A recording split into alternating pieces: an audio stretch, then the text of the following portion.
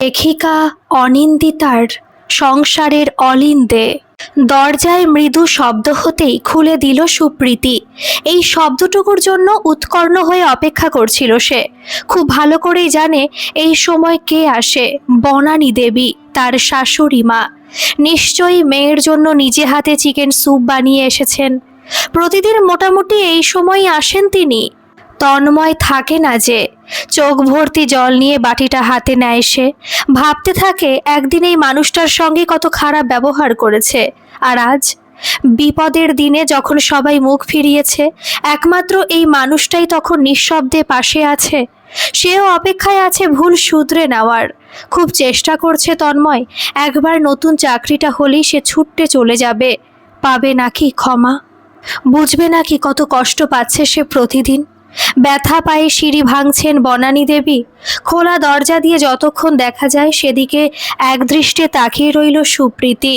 চোখের জল মুছে দরজা বন্ধ করে টিফিন বক্স নিয়ে ভেতরে গেল।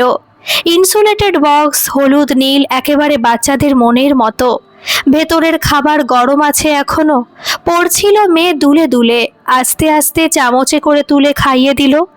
ভেজিস আর চিকেন চাঙ্কস। একগাল হাসলো পরি। খুব টেস্টি মাম, ঠাম্মি এটা নিজে হাতে বানিয়েছে তাই না? ওপরে গেলে আমায় বানিয়ে খাওয়াতো। তুমিও খেয়ে দেখো না মাম। তুমি খাও, এই চিকেন স্যুপ আমি অনেক খেয়েছি। ঠাম্মি তো আমাকেও বানিয়ে দিত। তুমি যে বললে আমরা এবার থেকে ঠাম্মার সঙ্গেই থাকবো। কবে থাকবো মাম? তোমরা তো ওপরে যাচ্ছ না। কিছু একটা ভেবে বলল, ঠাম্মি কি তবে আমার সঙ্গে থাকতে রাজি হয়নি? পরীকে ঠাম্মি কত ভালোবাসে না? ইয়াম্মি ইয়াম্মি স্যুপ বানিয়ে খাওয়ায়। ঠাম্মি কি কখনো পরীর সঙ্গে থাকতে মানা করতে পারে? খুব তাড়াতাড়ি সবাই একসঙ্গে থাকবো। ঠাম্মি তখন পরীকে পরীদের গল্প শোনাবে। আর কয়েকটা দিন অপেক্ষা করো। কিন্তু এবার যে ঘুমিয়ে পড়তে হবে, নইলে পাপা খুব রাগ করবে, মাম্মাকে বকবে। পাপা আজকাল খুব বিজি থাকে মাম, আমায় আর আগের মতো আদর করে না। পাপাটা কি পচা হয়ে গেছে। অমন বলে না সোনা, পাপা তোমায় খুব ভালোবাসে। তোমায় আর একটু ভালো রাখার জন্যই তো এত ব্যস্ততা। তাকিয়ে দেখলো সুপ্রীতি মেয়ে কখন ঘুমিয়ে গেছে। চাদরটা টেনে দিয়ে ঘর থেকে বেরিয়ে এলো সে। 10:30টার সময় অনেক ঘুরে ক্লান্ত শরীরে বাড়ি ফিরল তন্ময়। চাপা গলায় জিজ্ঞেস করলো, পরি ঘুমিয়েছে? কি খাওয়ালে ওকে আজ? খিচুড়ি, তেমনি চাপা গলায় বলল সুপ্রীতি। চাল ডাল, কয়েকটা আলু, গাজর ছাড়া বাড়িতে তেমন কিছু ছিল না। মিথ্যে বলতে গিয়ে গলার কাছটা দলা পাকাচ্ছিল সুপ্রীতির।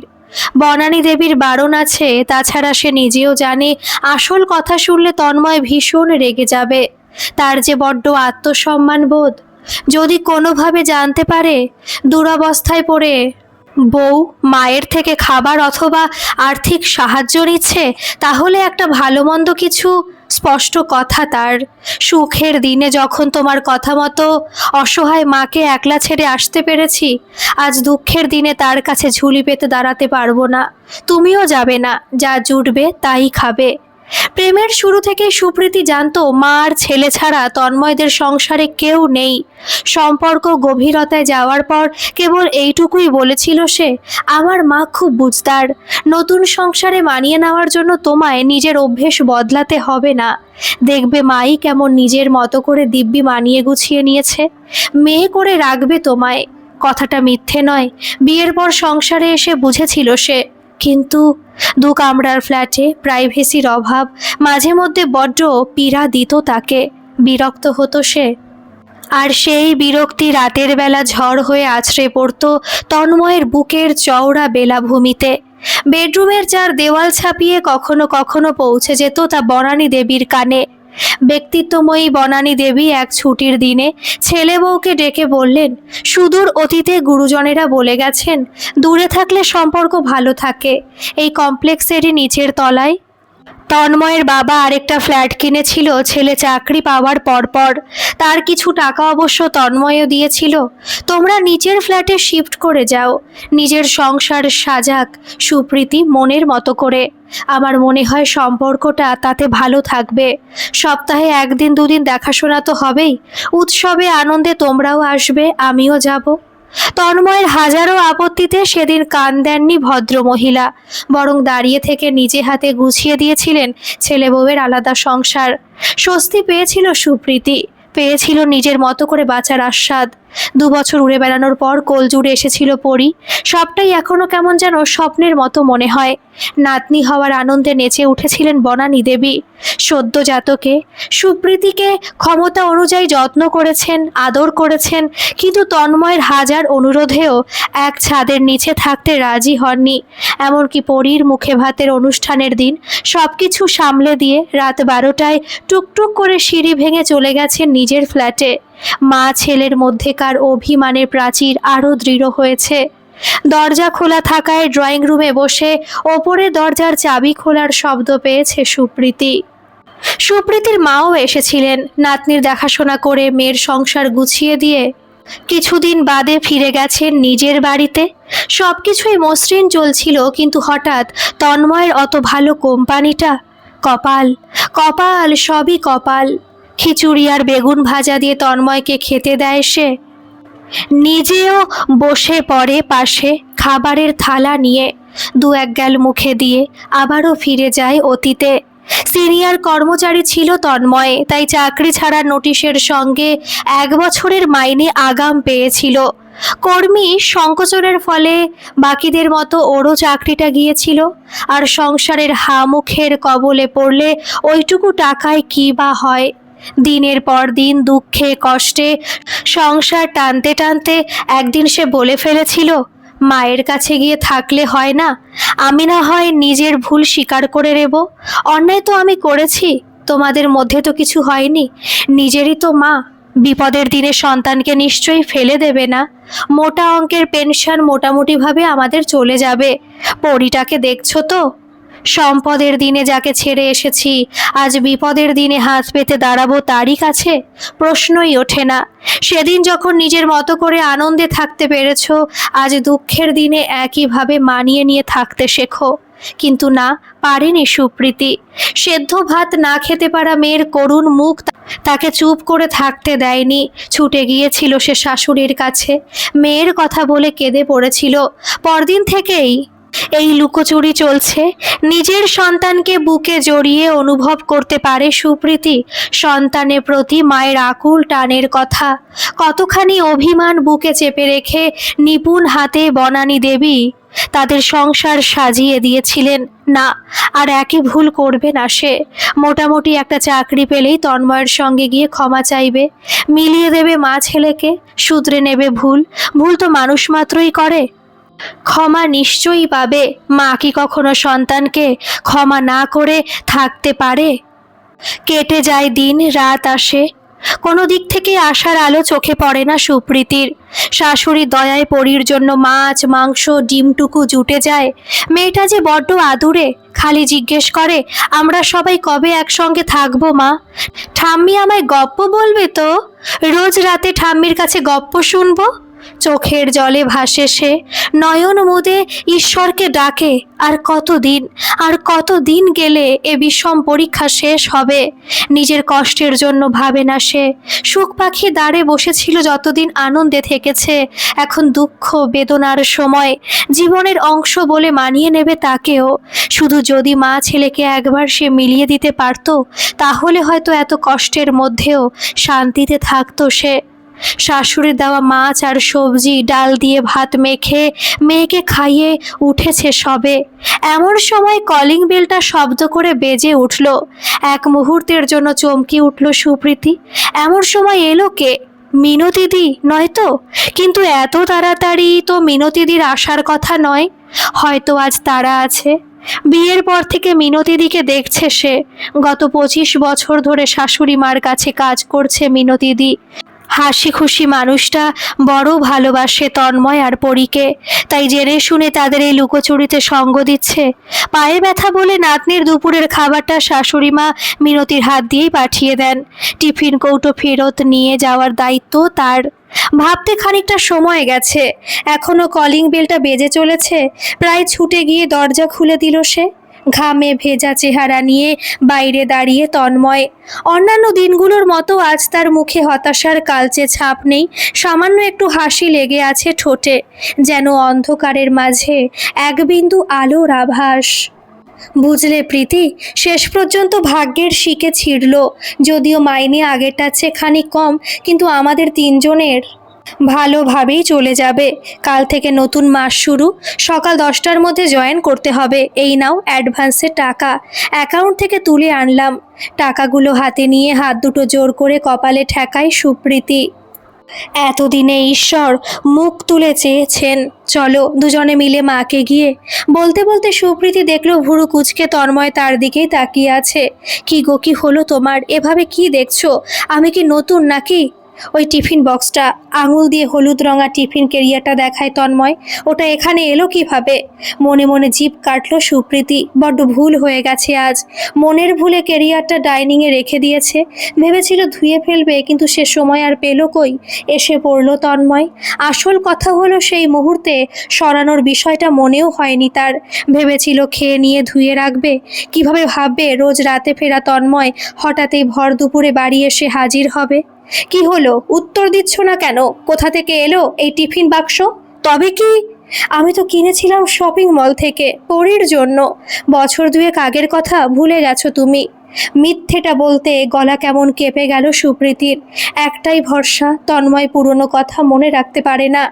ভুলে যাই, কাজের চাপে পড়ে হয়তো অনেক কিছুই ভুলে যাই আমি, কিন্তু এই টিফিন বক্সের রং, সাইজ, এমনকি কোণের দিকের একটু ঘষা লাগাটা পর্যন্ত আমার স্পষ্ট মনে আছে। কেন জানো? বাবা চলে যাওয়ার আগের বছর জন্মদিনে আমাকে এই টিফিন ক্যারিয়ারটা গিফট করেছিলেন। তখন সদ্য চাকরি পেয়েছি।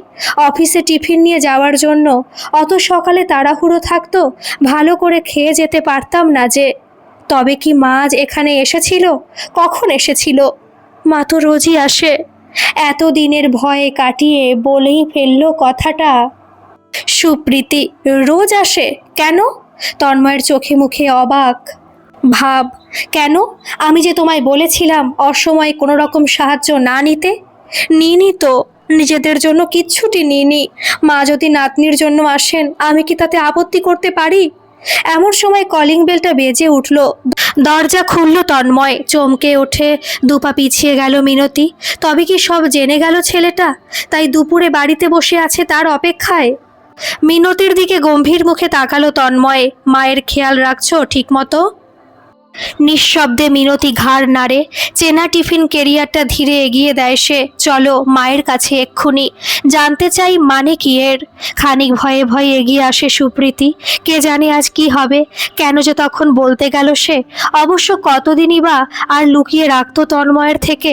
জানতে তো পারতই একদিন যে মানুষটা নিঃশব্দে তার পাশে থেকেছে এতগুলো দিন, সেই কি তার একান্ত আপনজন নয়?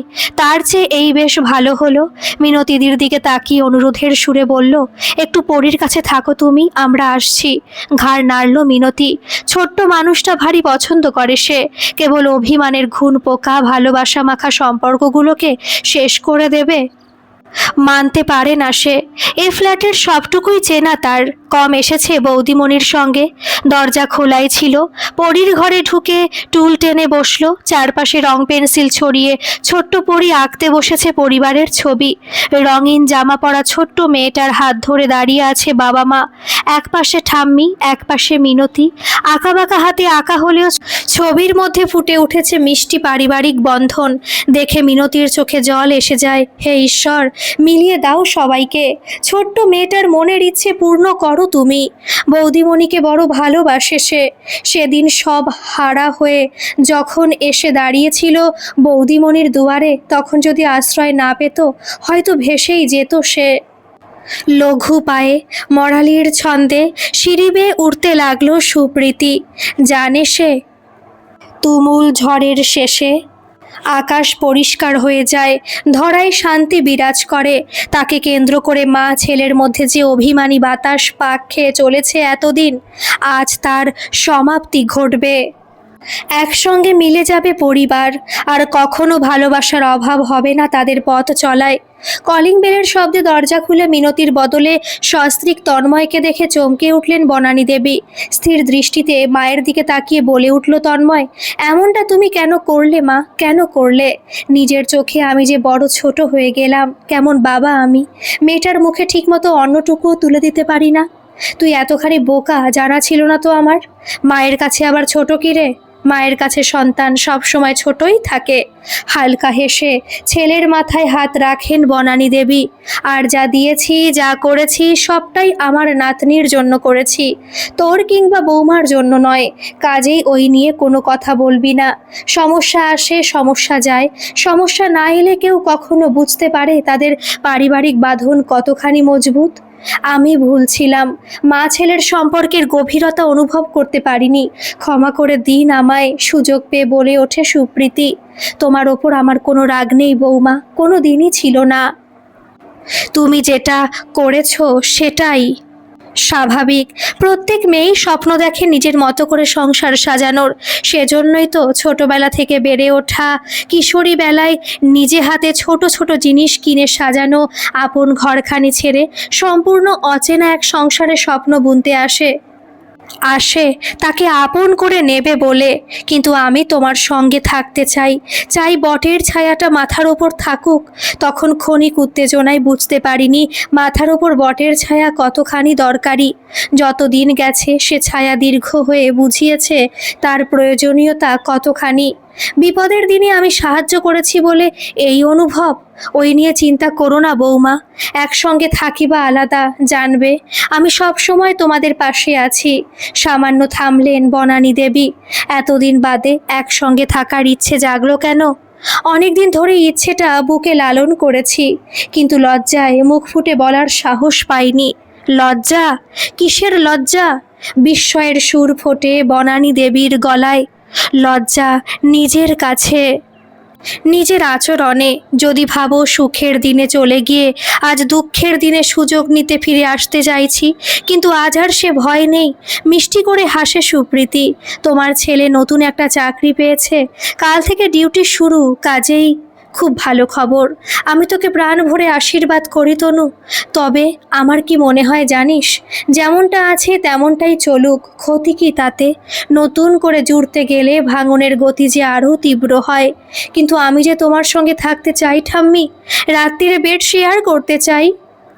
তোমার মুখ থেকে আমি অনেক অনেক গল্প, অনেক রূপকথার স্টোরি শুনতে চাই, খেলতে চাই তোমার সঙ্গে। মিনতি কখন যেন পরীকে নিয়ে ওপরে উঠে এসেছে। অভিমানী মুখগুলো সে কথা টেরই পায়নি। নিজের ছেলে বউকে তো ফিরিয়ে দিলে, এয়াকে ফেরাতে পারবে তো? ছোট মুখটার দিকে তাকিয়ে বলে মিনতি, জানো তো বৌমা, আসলের চেয়ে সুদের মায়া বেশি। পরীর আঁকা ছবিটা ততক্ষণে। বনানী দেবীর হাতে তন্ময় সুপ্রীতি কাঁধের দুপাশ দিয়ে উঁকি দেয়। সবার চোখ ততক্ষণে জলে ভরে এসেছে। নাতনিকে বুকে জড়িয়ে ধরে অস্ফুটে বলেন, আজ থেকে পরি দিদিভাই আমার সঙ্গে থাকবে। পাশে দাঁড়ানো তন্ময় মায়ের কাঁধে হাত রাখে, জড়িয়ে নেয়। চোখে জল, মুখে হাসি নিয়ে মিনতিকে ইশারা করে পায়ে পায়ে সুপ্রীতি এগিয়ে যায় রান্নাঘরের দিকে। একটু হলেও তো আজ মিষ্টিমুখ করাতে হবে সবাইকে। আজ যে বড় আনন্দের দিন। এতদিন বাদে ভুলের প্রায়শ্চিত্ত করার সুযোগ পেয়েছে সে। মেলান, তিনি মেলান। মন থেকে চাইলে ভালোবাসার মানুষদের ঠিক তিনি মিলিয়ে দেন। গল্পটি কেমন লাগলো অবশ্যই কমেন্ট করে জানাবেন। আর ভালো লাগলে একটা সাবস্ক্রাইব করে আমার পাশে থাকবেন।